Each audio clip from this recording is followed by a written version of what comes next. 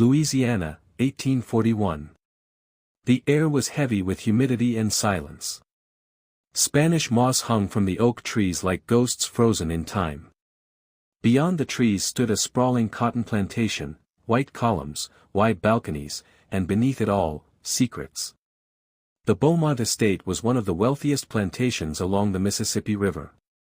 Its owner, Henry Beaumont, was known as a strict but respected man. Wealthy. Powerful. Untouchable.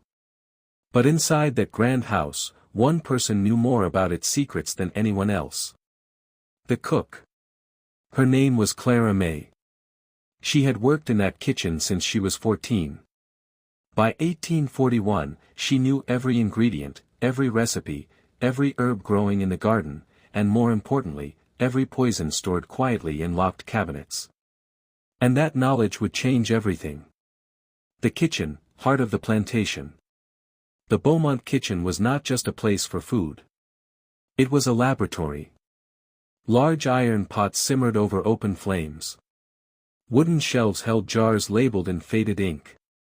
Arsenic, for rats. Laudanum, for sleep and pain. Belladonna extract. Oleander leaves. Powdered foxglove. Clara handled them daily. She was trusted. The master believed she was loyal. But trust can be dangerous. Clara was observant. Quiet. Always listening. And she knew something was wrong inside that house. Began in late summer. Henry Beaumont complained of stomach pains. At first, no one thought much of it. Plantation owners often suffered from exhaustion and heat. But the pain worsened. He vomited violently. Sweated through the night. Complained of burning in his throat. The plantation doctor suspected food poisoning. Clara said nothing. She prepared broth carefully. Watched his reactions. Measured every spoon. 3 days later, he recovered. But something had changed. Clara noticed how Mrs. Beaumont avoided her husband's gaze. She noticed the locked study door at night. She noticed whispered arguments behind thin walls. And she remembered something important. The arsenic jar had been moved. A house full of secrets. The Beaumont estate wasn't peaceful beneath its polished image. Henry Beaumont had enemies. Rival plantation owners. Business partners owed money. Even members of his own household. Clara overheard arguments between Henry and his younger brother, Thomas. Thomas wanted control of the estate. Henry refused. There were rumors Henry planned to change his will. And then there was Mrs. Beaumont. Graceful. Elegant. Cold. Clara had once caught her mistress staring at the poison cabinet longer than necessary. That look haunted her. The second incident. Weeks later, it happened again. This time, it wasn't Henry. It was Thomas. He collapsed during dinner, clutching his chest. His wine glass shattered on the floor. Convulsions. Foam at the mouth. The guests screamed. Clara stood frozen. She knew those symptoms. Belladonna. But she hadn't used it. The doctor was summoned. Thomas survived, barely. Now suspicion filled the air thicker than the Louisiana heat. Who was poisoning the Beaumont family? And why? Clara's secret knowledge. Clara understood something others didn't. Poisoning required patience. Knowledge. Access. And control over dosage. Too much, instant suspicion. Too little, no effect. Someone in that house knew what they were doing. And Clara knew something else. The poison shelf was missing small amounts from 3 different containers.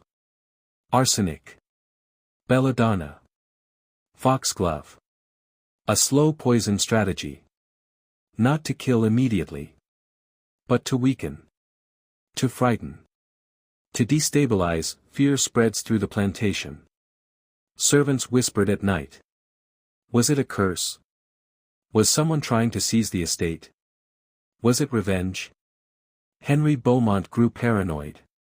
He ordered locks changed. He forbade servants from entering his private study.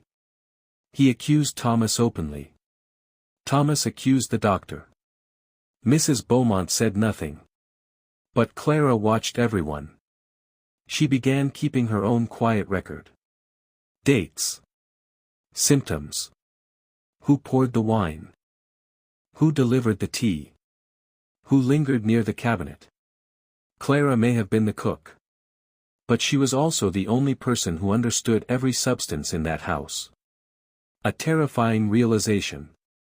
One evening, Clara discovered something chilling.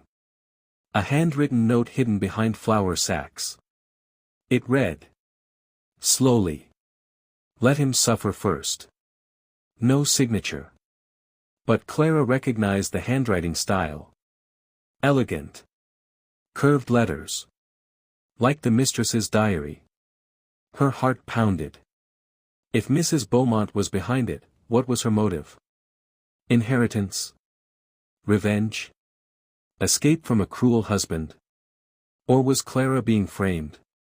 The night everything changed. One stormy evening, lightning cracked across the sky. Henry Beaumont demanded a private dinner. Only he and his wife. Clara prepared roasted duck, vegetables, and wine.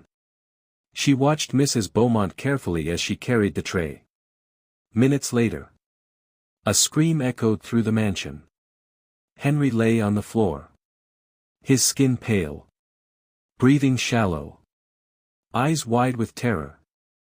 This time, it was different. Faster. Stronger. Deadlier. The doctor arrived too late. Henry Beaumont was dead. The plantation erupted in chaos. Servants were questioned. Rooms searched. Poison jars examined. And then, they found something.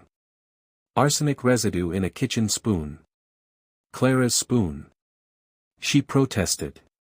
She knew better than anyone how to measure arsenic without leaving traces. She had been careful her entire life. Too careful. Which meant only one thing. Someone wanted her blamed. The cliffhanger. As Clara sat alone in a locked storage room awaiting questioning, she replayed every moment. Who had access? Who knew the poisons? Who benefited from Henry's death? Outside, thunder roared. Inside, Clara realized something terrifying. She wasn't just the cook who knew every poison. She was the only person who understood how the murder had truly been done. And if she didn't act fast, she would hang for a crime she didn't commit. Beaumont Estate, Louisiana, Autumn 1841. Henry Beaumont was dead. The grand white columns of the mansion still stood tall, but inside, the foundation of the family had cracked beyond repair. And Clara May, the cook who knew every poison in the house, sat locked inside a storage room, accused of murder. The interrogation. The plantation overseer, Mr. Caldwell, questioned her first. Only you handle the kitchen, he said coldly. You know every jar. Every powder. Every dose. Clara remained calm. Yes, sir. And that is exactly why I would never make such a mistake. They had found arsenic traces in a spoon near the preparation table. But Clara understood something the others did not. Arsenic leaves a bitter metallic taste if poorly dissolved. Henry had not complained about bitterness. Which meant the poison was likely mixed elsewhere, possibly in wine.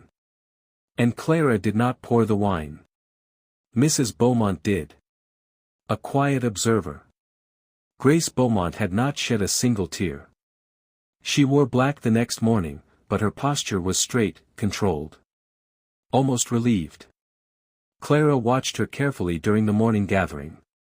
Visitors came from neighboring plantations. Business partners whispered in corners.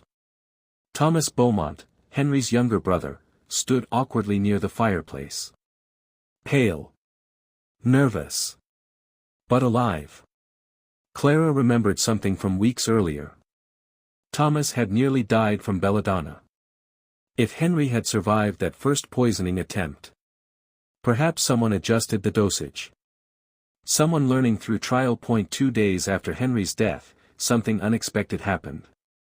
The family lawyer arrived. A will was read aloud in the study.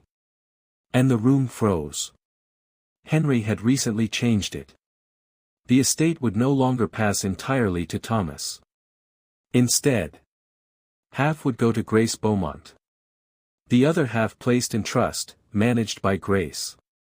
Thomas's face drained of color. Grace remained composed. But Clara saw it. A flicker in her eyes. Victory. Clara's secret investigation. That night, Clara made a dangerous decision. She would not wait for judgment. If she did, she would hang. So she began watching patterns. She snuck into the kitchen after midnight and examined the poison cabinet. The foxglove jar was lighter than before. Foxglove. Used carefully, it weakens the heart. Too much causes sudden cardiac arrest. Henry had complained of heart flutters days before his final collapse. Not arsenic. Foxglove first. Arsenic later, to mislead. Someone was layering poisons. Someone intelligent. The wine glass. Clara remembered the dinner tray that final night.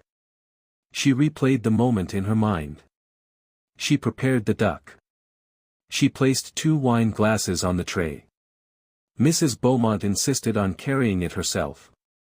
Strange. The mistress rarely carried her own trays. And Clara noticed something else. When the tray returned after Henry collapsed, 1 wine glass was missing. Only one. Thomas breaks. 3 nights later, Clara overheard shouting from Thomas's bedroom. She crept closer. "I know what you did." Thomas hissed. Grace's voice was calm. "You have no proof. You wanted him gone. And you wanted him gone first." Silence. Clara's heart raced. They were both involved.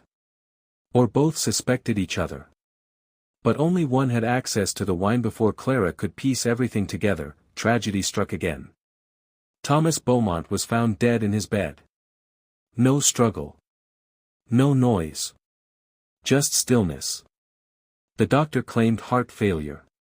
But Clara noticed something chilling. Thomas's fingertips were slightly purple.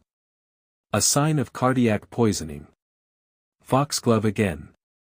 But Thomas had not eaten Clara's food that night. He had been served tea. By Grace. The plantation turns. Now fear consumed everyone. 2 Beaumont brothers dead within weeks. Poison suspected. Servants whispered Clara's name. Some believed she was cleansing the house. Others believed she was cursed. Mr. Caldwell announced an official inquiry. Clara would be formally tried in the nearby parish town. Unless new evidence surfaced. She had little time left. The floorboard secret. Desperate, Clara searched the study late at night. Thunder rumbled again, the same kind of storm that had accompanied Henry's death. She noticed a loose floorboard beneath the desk. Inside, she found a small velvet pouch. A folded paper. A silver vial. The vial smelled faintly sweet. Foxglove extract. The paper was a receipt, from a traveling apothecary. Signed. G. Beaumont. Grace. Clara's hands trembled. Proof. But would anyone believe her word against the mistress? The mastermind revealed. Suddenly, the study door creaked open. Grace Beaumont stood in the doorway. Calm. Holding a candle. "You should not be here, Clara." Her voice was soft. Almost kind. Clara clutched the vial. "You killed them." Grace stepped forward slowly. "You think I had a choice?" Henry was cruel. Controlling. Violent in private. Thomas was greedy. Impulsive. Grace's eyes darkened. This estate was mine long before either of them understood how to run it. You poisoned them. I freed myself. Silence filled the room. The twist. Grace smiled faintly. But you misunderstand one thing, Clara. She gestured toward the door. 2 guards stepped inside. You think I would leave evidence where you could find it? Clara looked down at the vial. Her fingerprints were now on it. Grace continued calmly. When they search you tomorrow, they will find that in your room. Clara's blood ran cold. Grace had planned everything. Layered poisons. Layered suspicion. Layered blame. Just like the doses she administered. Cliffhanger. As guards seized Clara, she realized the horrifying truth. Grace Beaumont was not reckless. She was strategic. Cold. Patient. And Clara had underestimated her. But Clara also knew something Grace did not. One small detail. One flaw in the poison timing. And if Clara survived long enough to reveal it, Grace Beaumont's perfect crime would collapse. The courtroom smelled of damp wood and candle smoke. Word had spread quickly. The plantation cook who poisoned her master. People traveled miles to witness the trial of Clara May. She stood in chains, wrists bruised but posture straight. She would not bow her head. Across the room, dressed in mourning black, sat Grace Beaumont. Composed. Elegant. Untouchable. The charges. The prosecutor spoke confidently. Clara May had access to the poison cabinet. Arsenic was found in her kitchen tools. She alone prepared the final meal. Murmurs filled the room. A servant accused of murdering her wealthy master. It fit neatly. Too neatly. Clara remained silent. Because she was waiting. The medical testimony. The plantation doctor was called first. He testified that Henry Beaumont's death showed symptoms of arsenic poisoning. Vomiting. Burning throat. Weak pulse. But Clara knew something he didn't. Arsenic alone does not cause sudden heart collapse within minutes if the dose is small. And Henry had shown signs of heart weakness days before his final meal. Foxglove weakens the heart slowly. Arsenic distracts suspicion. Layered poison. Clara asked to speak. Gasps filled the courtroom. A cook challenging a doctor. But the judge allowed it. What were Henry Beaumont's pupils like before his death? Clara asked calmly. The doctor hesitated. Dilated. And his pulse? Irregular. Did he complain of heart flutter days before? The doctor shifted uncomfortably. Yes. Clara turned to the jury. That is foxglove poisoning. Not pure arsenic. Whispers erupted. Grace's expression remained unreadable. Clara continued. Arsenic was found in my spoon. But who poured the wine? Silence. Every eye turned to Grace. Grace rose slowly. I carried the tray. As any wife would. Clara nodded. And did you leave the room at any point? Grace hesitated. For a moment. To fetch salt, she added quickly. Clara's voice sharpened. The salt cellar was already on the tray. A ripple moved through the courtroom. Grace's hands tightened. The secret witness. Just as tension peaked, the courtroom doors creaked open. An elderly man stepped inside. Travel-worn. Nervous. He introduced himself as Elijah Turner. An apothecary. He claimed he had sold foxglove extract weeks earlier to a woman matching Grace Beaumont's description. Grace objected immediately. This is slander. But Elijah continued. She signed the ledger. I remember because she paid in silver coin and insisted on secrecy. The judge demanded the ledger be presented. Grace's face finally shifted. For the first time, fear flickered. The twist of sympathy. But Grace was not finished. She rose and addressed the court directly. Yes, she said calmly. I purchased Foxglove. Gasps. She continued. My husband suffered heart weakness. The doctor recommended strengthening tonics. I merely sought herbal remedy. It was clever. Foxglove in small doses can strengthen heart contractions. The jury looked uncertain. Grace had turned suspicion into care. Clara felt the floor slipping beneath her. Grace was always one step ahead. The hidden past. But Clara had one more truth. She had overheard something weeks before Henry's death. A violent argument. Grace had screamed. You will not lock me in this house any longer. Henry had replied. You belong here. Clara revealed this to the court. She described bruises she had once seen on Grace's wrist. The courtroom shifted emotionally. Now Henry did not seem like a victim. He seemed tyrannical. Grace's eyes glistened, whether from memory or manipulation, no one could tell, but then Clara revealed the smallest, most devastating detail. When Thomas Beaumont died, Clara said quietly. He drank tea. Not wine. The prosecutor frowned. Yes. Clara continued. I never prepared his tea that night. Mrs. Beaumont insisted on brewing it herself. Grace's breathing slowed deliberately. Calm. Too calm. Clara delivered the final strike. Silence. Heavy. Crushing silence.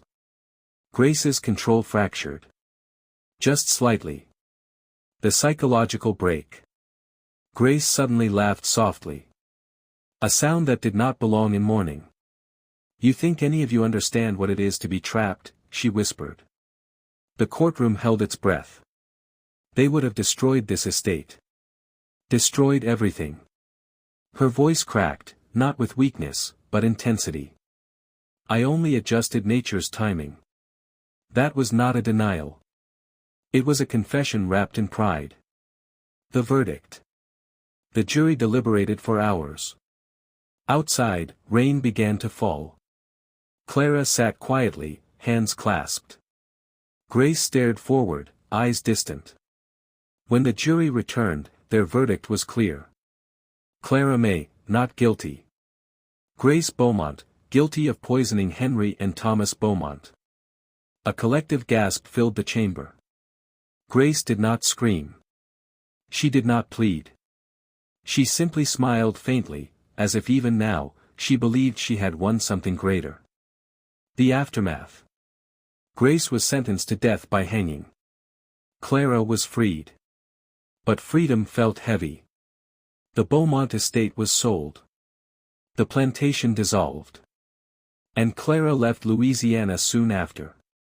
The final question. Years later, whispers remained. Some said Grace acted out of desperation. Others believed she was born with something darker inside her. But one truth endured. Grace Beaumont understood poison. Clara understood poison better. And in a house where knowledge meant power. The one who miscalculated a single detail lost everything. Los Angeles, 1947. The city was no longer whispering. It was screaming. After the brutal murder of Elizabeth Short, newspapers turned the case into a spectacle. The press gave her a name that would outlive her real one, the Black Dahlia. Inspired partly by the film The Blue Dahlia, the nickname stuck, and it transformed a murdered young woman into a dark Hollywood legend. But behind the headlines, the investigation was falling apart. And then. The letters began. The first letter. On January 21, 1947, the editor of the Los Angeles Examiner received a package. Inside. Elizabeth Short's birth certificate. Her social security card. Her address book. Personal photographs. All carefully cleaned with gasoline to remove fingerprints. The letter inside was chilling. Here is Dahlia's belongings. To follow. Signed simply. The Black Dahlia Avenger. The killer wasn't hiding. He was playing. Police believed the sender had access to the crime scene, or to Elizabeth's belongings after her death. That meant this wasn't random. This was personal. Tips flooded in by the thousands. Men confessed for attention. Women claimed to have seen strange shadows. Psychics called the police department daily. At one point, over 60 people confessed to the murder. All false. The LAPD chased lead after lead. Bartenders.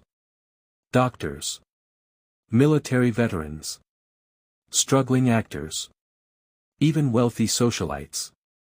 The case became a maze of dead ends. And then one suspect stood out. Dr. George Hodel. Years later, one name would rise above the rest. George Hodel. A brilliant, eccentric Los Angeles doctor. Highly intelligent. Wealthy. Connected to Hollywood elites. And rumored to have dark interests. Hodel lived in a bizarre house in the Hollywood Hills, now known as the Soden House, designed in Mayan Revival style. Its concrete walls and inner courtyard looked more like a ritual temple than a family home. In 1950, LAPD secretly wiretapped Hodel's house during an investigation into unrelated allegations. And during those recordings, one chilling line was captured. Supposin' I did kill the Black Dahlia. They couldn't prove it now. The tapes were never used in court. The case stalled. Hodel left the United States and moved overseas shortly after. Coincidence? Or escape? A web of theories. Over the decades, dozens of theories emerged. Some believe Elizabeth Short knew her killer personally. Others believe the murder had surgical precision, pointing to someone medically trained. The body had been cleaned. Drained of blood. Surgically cut at the waist. Posed deliberately. This was not a crime of passion. It was theatrical. Calculated. Symbolic.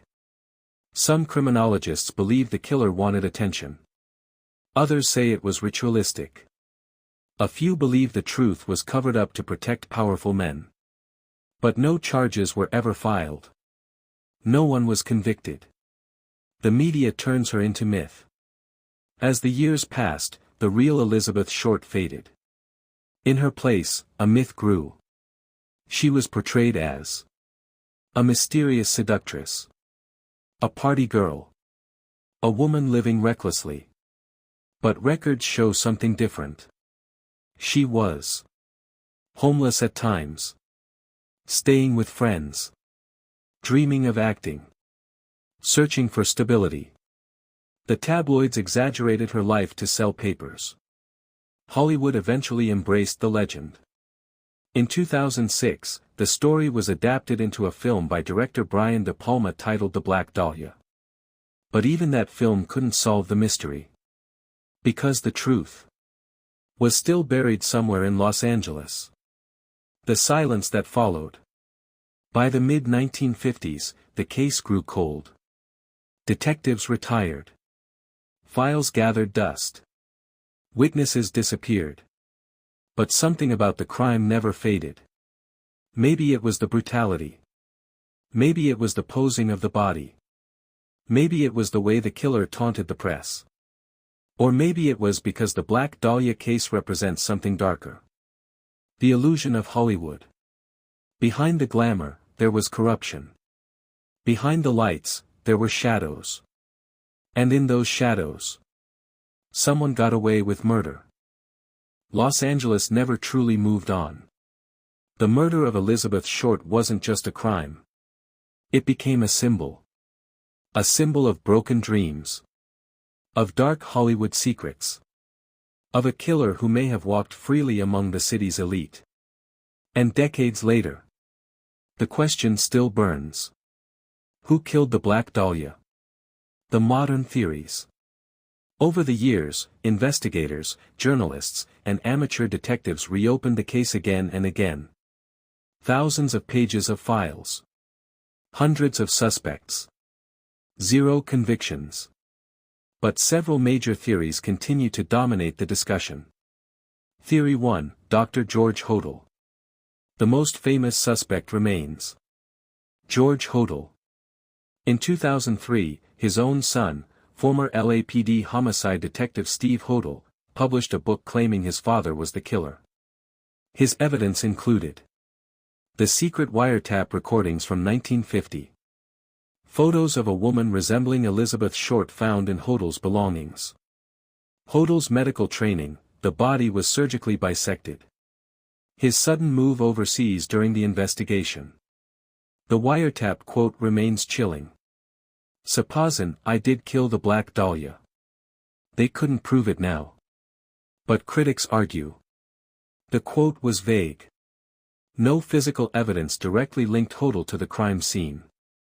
Much of the case relies on interpretation. Still, to many, Hodel remains the strongest suspect. Some criminologists believe the Black Dahlia murder wasn't isolated.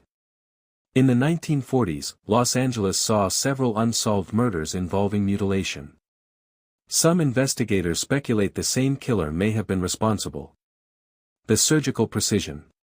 The posing. The taunting letters. These are behaviors often seen in organized serial offenders. But without DNA evidence from the time, proving connections is nearly impossible. Theory 3, a powerful cover-up. Another theory suggests something even darker. What if the killer was connected to Hollywood's elite? In 1947, Los Angeles power circles included film executives, wealthy businessmen, politicians. Some researchers argue the investigation may have been quietly redirected to protect someone influential. There is no confirmed proof of a cover-up. But the case's sudden stagnation, despite massive publicity, continues to fuel suspicion. The evidence problem. The Black Dahlia case is now nearly 80 years old. Most physical evidence has been lost, deteriorated, mishandled by 1940s standards. DNA technology today could potentially solve the case. But usable material is limited. The original crime scene was exposed for hours before being secured. Contamination was almost guaranteed. In other words, even modern science may never deliver a clear answer. The psychological profile. Experts who studied the crime suggest the killer was intelligent, organized, emotionally detached, seeking control. The body was not hidden. It was displayed, carefully posed, cleaned, drained of blood. This wasn't random violence. It was a statement. Some profilers believe the killer likely followed media coverage obsessively, reliving the crime through headlines. And when the spotlight faded, so did he. The girl behind the legend. But beyond suspects and speculation, there was a real person. Elizabeth Short was 22 years old. She loved movies. She wore black often. She dreamed of becoming someone important. Instead, she became a mystery. The nickname, Black Dahlia, overshadowed her humanity. Inspired partly by the popularity of the Blue Dahlia, the press created a brand out of tragedy. Headlines sold papers. Rumors sold drama. But Elizabeth Short was not a symbol. She was a young woman trying to survive in a hard city. The Black Dahlia case became one of the most infamous unsolved murders in American history.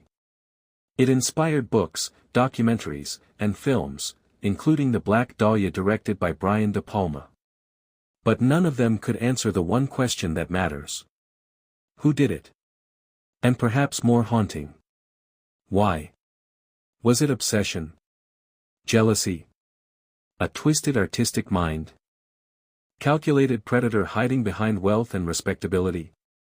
Or someone we've never even suspected? The case that refuses to die. Today, the LAPD officially lists the Black Dahlia case as unsolved. New detectives occasionally review the files. True crime communities continue to analyze evidence. Armchair investigators debate theories online. But the killer, if he lived a long life, likely took the truth to his grave. Some mysteries fade with time. This one grew stronger. Because it represents something universal. The fear that evil can exist quietly. That justice is not guaranteed. That some crimes leave permanent scars on a city. Final thoughts. In a city built on illusion. The Black Dahlia case exposed something real. Behind Hollywood glamour, there were shadows. Behind dreams, there were dangers. And in 1947, on a quiet Los Angeles morning, those shadows revealed their darkest secret. Elizabeth Short deserved answers. The world still doesn't have them. And maybe that's why. We still tell her story.